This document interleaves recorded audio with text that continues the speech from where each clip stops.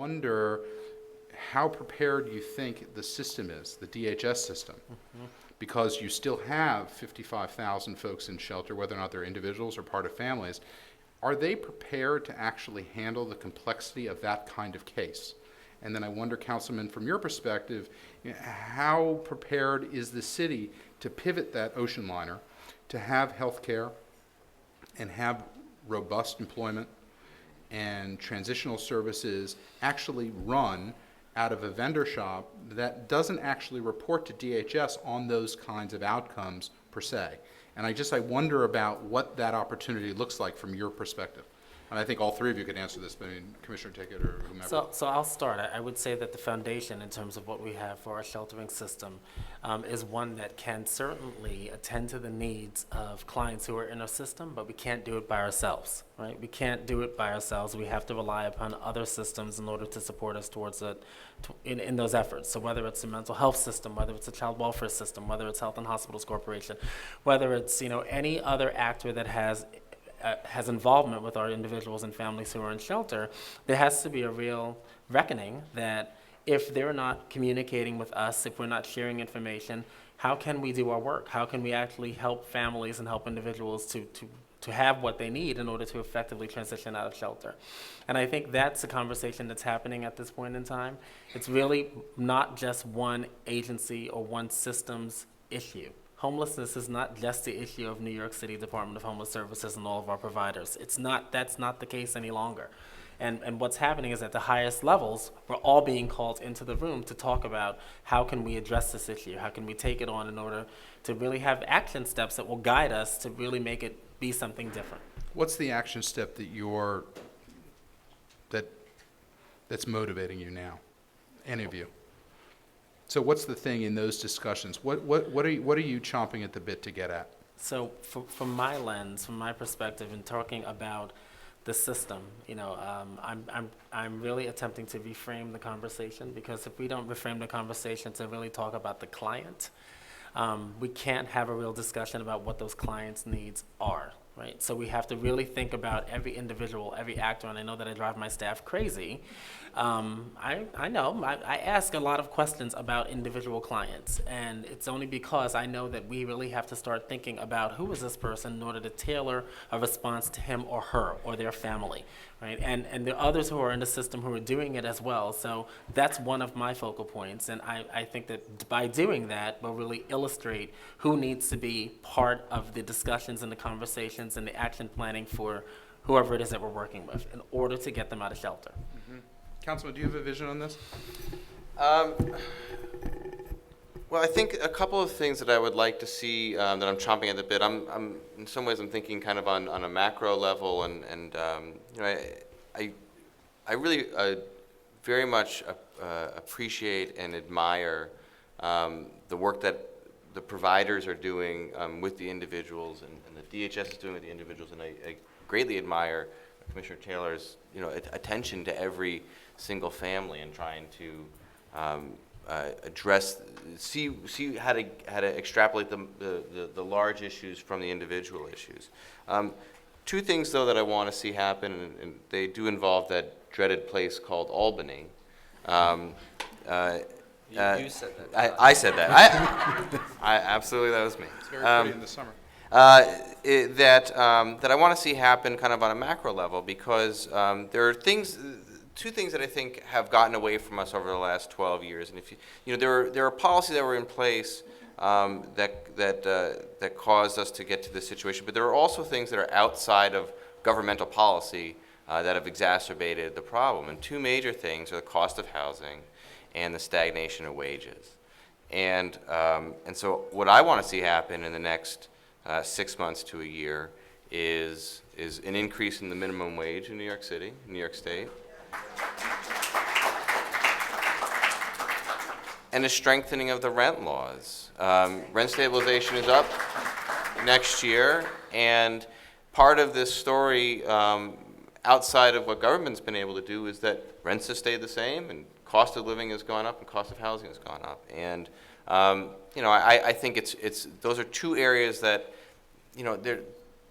they might not necessarily affect every individual that's in the shelter system or their families' day-to-day lives, but I think on a macro level, those are two things that I would like to see happen and like to see become political priorities in the state of New York. Commissioner Banks, will you address that also, but then also, can you give us your take on how you perceive the success of New York 3 as a resource to folks in shelter? I mean, I don't know the exact numbers of how many folks at any given time are eligible for New York 3 currently in the system, but there's obviously a lot of energy being put into thinking about what a next agreement looks like. And I guess I wonder from your perspective what you're hoping for to see, either structurally or logistically. Well, I think there's, Councilmember Levin referred to looking at the coalition's, charts and numbers, and if you look at the charts and numbers, you do sort of see some correlation with the New York 1, New York 2, New York 3. I know there's a lot of great thinking going on in the community about what happens next. A number of different, coalitions have met with me and with others about what could happen next. And I think it's at a very good moment because you've got people in the administration who understand the issue and are very interested in working on a viable plan. And there are a lot of people in the community, both providers and others, who have great ideas. So what do I hope? I actually hope that the effort that I've seen in the last 9 weeks continues and comes to fruition.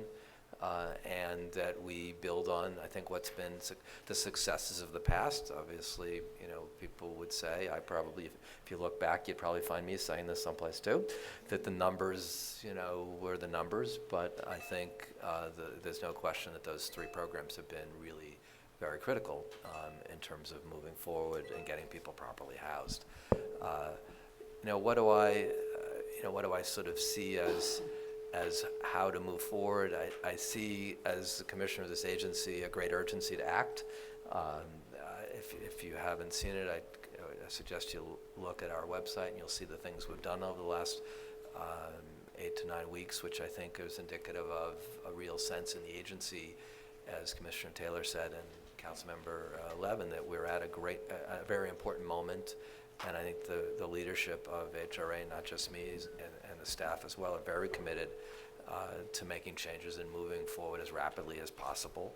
And the list of things we've been able to do in a short term has been pretty significant, but we all know we have a lot more to do. In about 5 minutes, I'm going to turn it over to you all to ask questions. So start thinking about what they are. You'll cue, George, will you raise your hand? There's my friend George Nashak. Why don't you guys queue up there? I'll take the questions from there. I'm going to ask maybe 1 or 2, and then we'll start. I'm sorry? Pre-screen them, yeah. We talked a little bit about differentiating within the system. And We were talking to each other.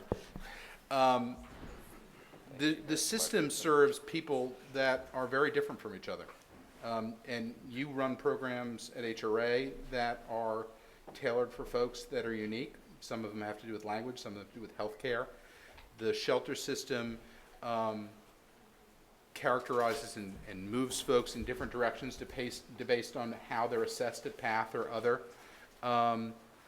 Is there a need to change the system in any way where you're thinking about healthcare needs and/or employment needs in a different way than you are now, so that folks that actually come to home base or end up in shelter, you have these audacious numbers about people staying in shelter for 430 days, but big swaths of folks are staying in shelter for 10 days and 30 days and are leaving much faster than that. Is there capacity, and do you foresee that the shelter system and/or HRA will start to more specifically target subpopulations, or do you think that you'll structurally stay closer to how you have it? Commissioner Taylor, you want to start? So no, I would anticipate that our structures are going to be changing. We really have to do some real targeting to consider how to allocate resources across our system in the most appropriate way. So it starts from assessment. It really starts from considering what the needs are for those who are presenting either at home base for some assistance or presenting at PATH or presenting at 30th Street, seeking shelter, and then how can we engage diversion? How can we, make some real effort with HRA as a partner and other partners to try to stave off that entry into shelter? And then if we can't, because that's not always possible, then what are we doing in terms of our assessment processes, either the 21 days for singles who are in our system or the conditional shelter stays for those who are on the family side, and what does that look like? And then how do we use that information to inform what the needs are for the client beyond the assessment period? So yes, we really have to think one size does not fit all. Right? And we can't continue down the course that we've been on, and I think that really was a product because the system grew, and it grew at rates and at a level that we really couldn't catch up to. So now that we are where we are, and we have some resources that are available by way of the city, we're going to try to find a way in which to make sure that we're using all of those resources in a really scrutinous way in order to make sure that they're allocated accordingly to help our clients. One of the reasons why we wanted to take down Center 37, which is the homeless-only center, was because we wanted to be more in partnership with DHS and have applications in the shelter system and have recertifications happen in the shelter system so that we could have a more proactive evaluation of what particular clients' needs are rather than the sense of, well, everything's okay because they're all going to Center 37, which is driving up the workload, and it was great if you happen to live near Northern Boulevard, but not so great if you lived in the Bronx or Brooklyn or Staten Island or parts of Manhattan. And so that's a process that we're developing of how to take that center down and replace it with a more nuanced approach together with DHS to be able to take applications and do recertifications in the shelter system and do exactly what you're suggesting in terms of taking a more case-by-case approach to what people need rather than a one-size-fits-all.